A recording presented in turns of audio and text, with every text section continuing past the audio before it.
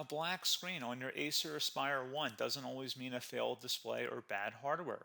Follow these troubleshooting steps to fix Windows boot problems, repair startup, and restore your laptop using built-in recovery options. A lot of errors pertain to this problem, and we're going to go ahead and jump into what should hopefully be a pretty straightforward process, guys. And we're going to go ahead and jump right into it. So first thing I'd recommend doing would be to actually go ahead and boot to the troubleshooting utility on Windows 11. So if you do a hard power off 3 times in a row, Windows should automatically attempt to launch the startup repair utility. And if it doesn't find anything, it will give you the option to select advanced settings, in which case it would take you to a screen that looks like this. Now, if it does not take you to a screen that looks like this, or you're unable to get to that, you can also download the Windows 10 Media Creation Utility, or Windows 11. They probably will make a creation utility for Windows 11 at some point. And it doesn't really matter, you can actually run the Windows 10 utility on Windows 11 as far as I'm aware. And you should be able to run the troubleshooting utilities built in within it. So you just would go ahead and download it to an ISO file and then burn it to a DVD or USB. It'd have to be about 4 gigabytes or more. It couldn't be a small USB flash drive, and it couldn't be a CD. It'd have to be a DVD. And then you boot your computer from it. So depending on the computer manufacturer, you'd have to tap a different key on your keyboard in order to launch that menu, in order to select what boot drive you want to go off of. So it could be anything between the escape key, F2, F8, F12, for example. And those are the function keys on the top of your keyboard. So you may have to just do a little bit of trial and error. Shouldn't take you more than a couple minutes. Googling it would probably be best before you even begin. But anyway, we're ready to go ahead and jump right into it. So we're on the choose an option page. So these will look very similar whether you're booting from it directly within Windows itself, or if you're plugged in a USB flash drive with the media creation utility installed and you selected the recovery option. So when you are setting up your Windows 11 installation or Windows 10, depending on the drive you're using, there should be an option to repair your computer in the bottom left corner of the dialog window, one of the first screens that comes up. You go ahead and select that, and then it would take you to a troubleshooting screen like you see here. And you want to go ahead and select troubleshoot, reset your PC, or see advanced options. And then there are going to be a whole bunch of options in here that we're going to explore in today's video. The first one, we're going to actually go underneath advanced options and then select startup repair, fix problems that keep Windows from loading. So go ahead and select that first.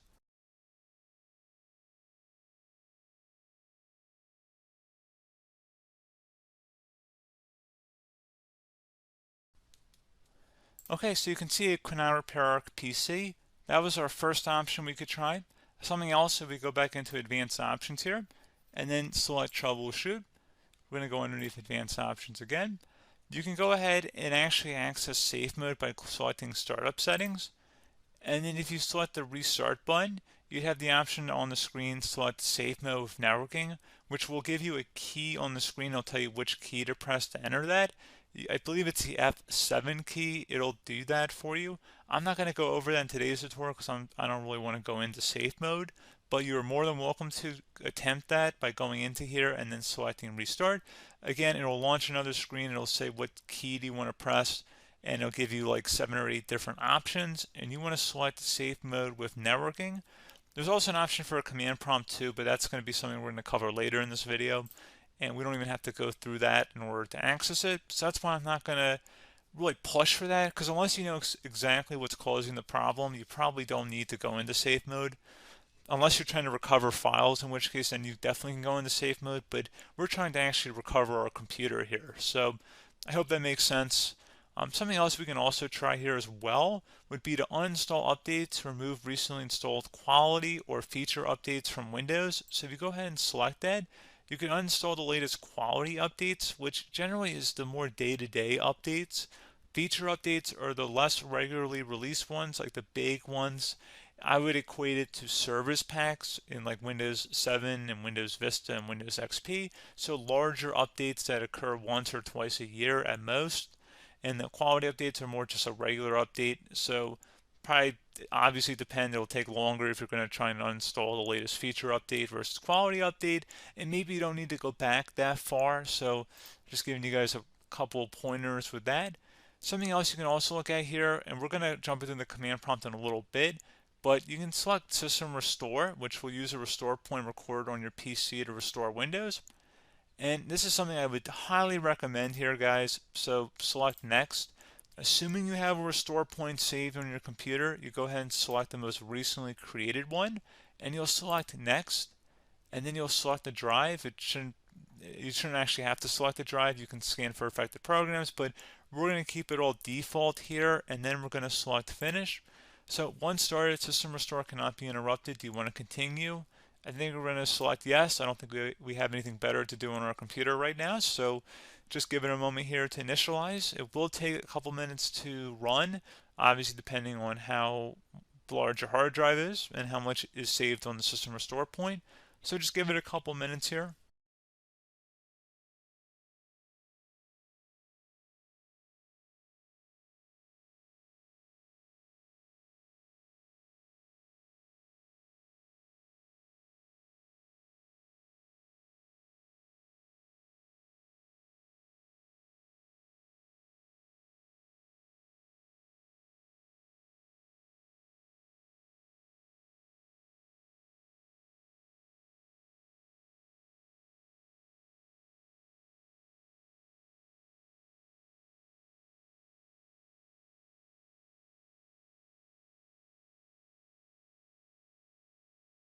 Okay, so you can see the system has been restored successfully.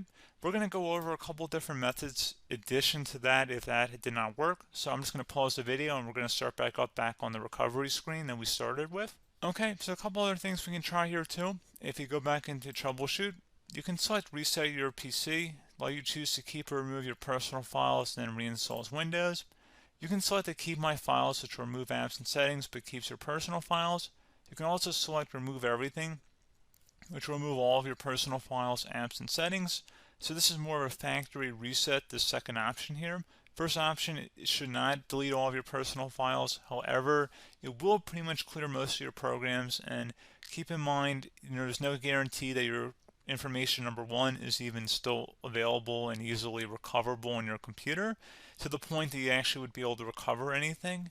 And the second point is that there's always a chance that it won't actually recover and it will just do a factory reset anyway. So there's no guarantee that actually would keep your files anyway. So I would recommend trying to get a recovery tool and backing that up first before selecting it anyway. But again, those are a couple different options. And then something else you can try here, if you go back to the choose an option. Another option, if you go underneath choose an option and select troubleshoot, advanced options, and now select where it says command prompt. Okay, so the first thing we should do is type our main hard drive here. In most cases, it should be the C drive. So you just do a C colon and then hit enter on your keyboard. So once you're underneath the C drive, we're going to type in dir and then hit enter on your keyboard. It should have program files, users, and Windows all in there. That's how you know you're in the right directory.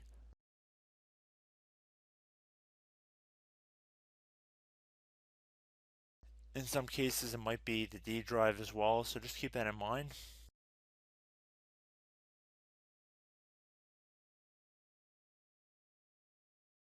Next thing we're going to do is type in cd space / Windows / system 32 / config, and then you're going to hit enter on your keyboard.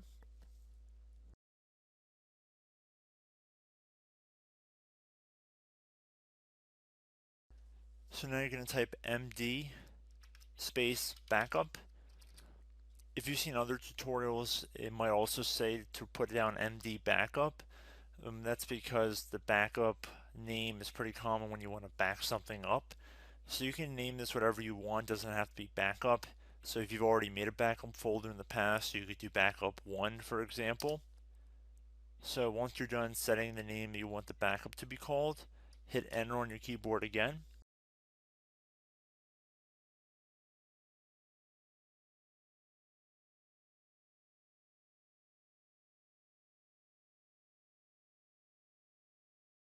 At this point you want to type copy, C-O-P-Y, space, then you want to do the star symbol above the 8 key, then do a period or a dot, whatever you want to call it, then another star sign, and then another space, and then type backup, and then hit enter on your keyboard.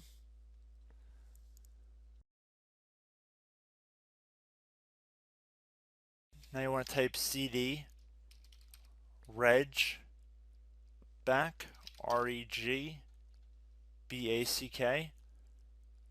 and then hit enter on your keyboard. So now that we are under the reg back, so now you want to type dir again, and then hit enter.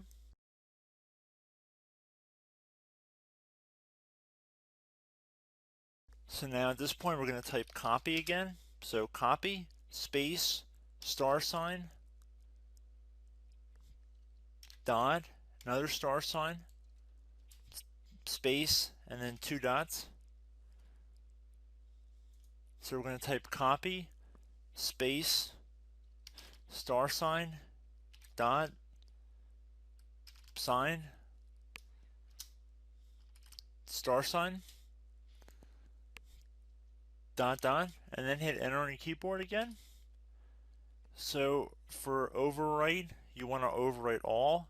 So type A on your keyboard, so capital A, and then hit enter on your keyboard.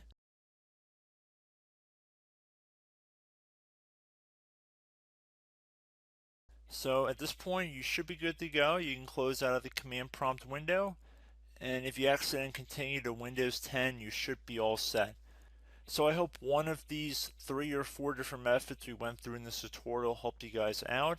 Again, I'm not sure if you guys heard me earlier, but try to go back into your safe mode if possible and uninstall any programs you know might be conflicting with the Windows startup if you can get into safe mode. So just keep that in mind. Something very simple like that could be blocking up everything. So again, I hope this tutorial helped you guys out, and I will catch you in the next tutorial. Goodbye.